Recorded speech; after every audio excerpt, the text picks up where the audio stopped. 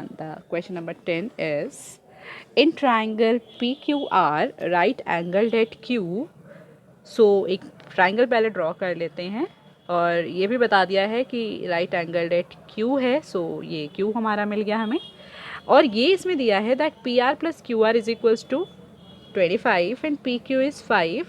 Determine the values of sine P, cos P, tan P. The similarity of the angle is P.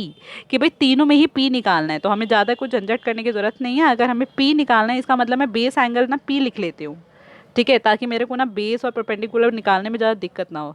ये हो गया P, ये हो गया R। आप भी अब इजीली आप समझ पाएंगे कि this is base and this is perpendicular and this is hypotenuse, right.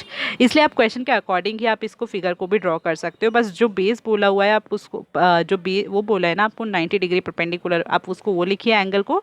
अगर आपको यहाँ पे सारे P निकालने हैं तो बेस पर P लिख दीजिए, अगर सारे R निकालने होते तो बेस पर R लिख देते। अगर P और R दोनों होते फिर आप जैसे मर्जी फिगर बनाइए, ठीक है। आप ऊपर लिखो P या नीचे लिखो, फिर फर्क नहीं पड़ता, फिर तो आपको दोनों ही देखने होंगे। इस केस में एक सिमिलैरिटी थी कि सारे ही P देखने हैं, तो इसलिए मैंने बेस पर क्या लिख दिया, P लिख दिया। सो देखो और क्या गिवन है इसके अंदर, इसमें कुछ दिया है दैट PQ आपका 5 है। PQ तो ये दे दिया 5 और इन दोनों का सम दे रखा है बाकी की दो साइड्स का। PQ is 5 and the given thing is PR plus QR is 25।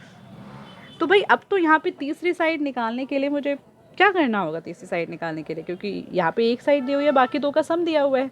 तो इन दोनों में से किसी एक की अगर हम वैल्यू निकालें, अगर मैं यहाँ से वैल्यू निकाल लूँ, देखो या तो पी आर की या क्यू आर की, जैसे कि पी आर की अगर मैं वैल्यू निकालती हूँ तो ये क्यू आर सामने जाके क्या हो जाएगा, आपका माइनस हो जाएगा, राइट। तो ये एक वैल्यू तो हमारी निकल गई ना। अब हम क्या कर सकते हैं, इक्वेशन में पुट करके तब इसको सॉल्व कर सकते हैं।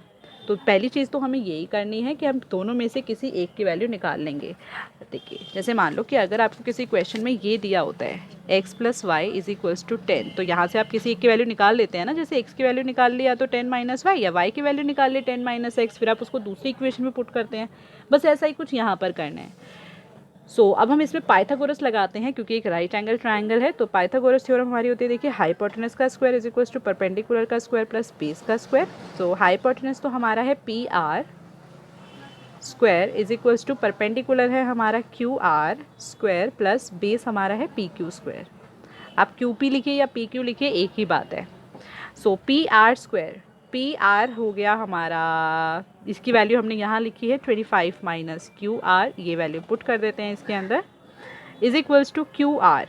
तो हमें गिवन ही नहीं है, Q R as it is छोड़ दीजिए, प्लस में P Q is 5 which is given 5 square.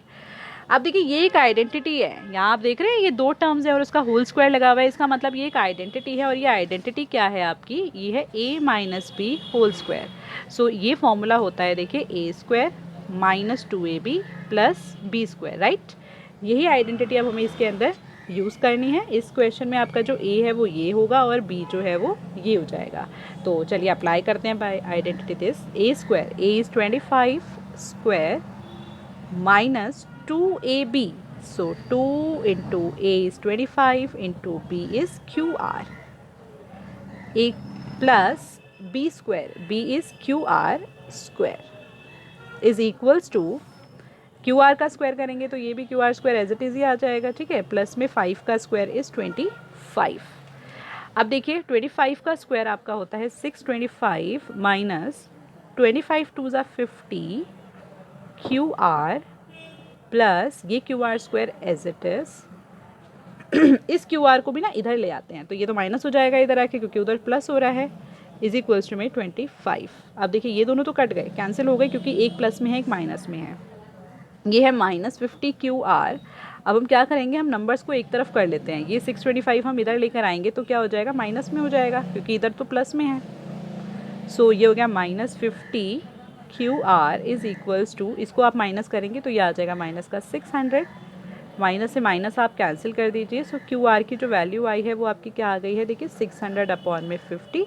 आप इसे काटेंगे तो हमारा ये क्या आ जाएगा, देखिए 0 से 0 कैंसिल हो गया, 5 से ये 60 कट गया तो ये आपका आ गया 12। तो चलिए क्यू आर तो मुझे पता चल गया मेरा है 12 centimetre.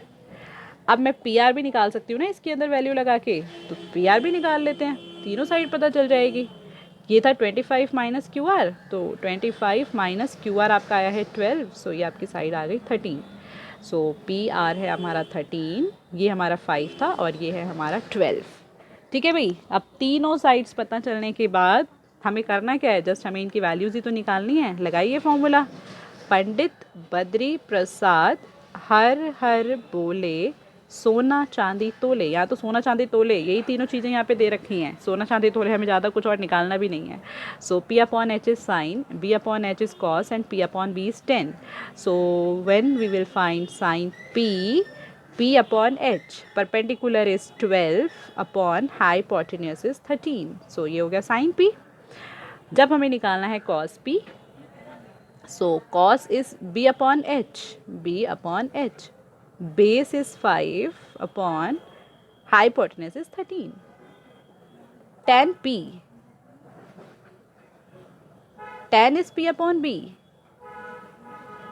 means perpendicular is 12 upon hypotenuse is, oh I'm sorry, base is 5.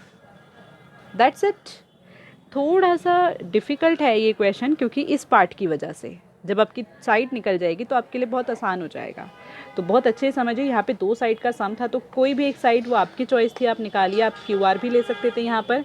फिर पाइथागोरस लगा के आपको क्या करनी थी, वैल्यू अप्लाई करनी थी, एंड एक साइड निकलने के बाद हम इस इक्वेशन में पुट करके इसकी अगेन थर्ड साइड निकालेंगे।